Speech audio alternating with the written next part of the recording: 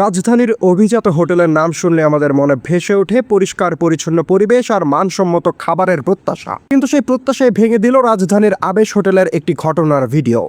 ইফতারের সময় পরিবেশন করা চিকেন ফ্রাইয়ের প্লেটে স্পষ্ট দেখা গেছে একটি সাদা পোকা হেঁটে বেড়াচ্ছে। ঘটনাটি দেখে উপস্থিত অনেকে বিস্মিত ও ক্ষুব্ধ হয়ে পড়েন, কারণ সেখানে মানুষ পরিবার পরিজন নিয়ে নিশ্চিন্তে খাবার খেতে যায়।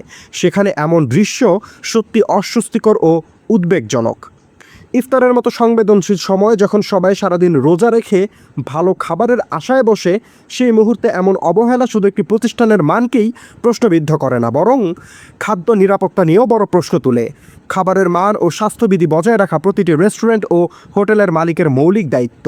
অথচ একটি সাধারণ প্লেট খাবারেই যদি এমন অবস্থা দেখা যায়, তাহলে রান্নাঘরের সামগ্রিক পরিবেশ কেমন, সেই প্রশ্ন উঠে আসে স্বাভাবিকভাবেই।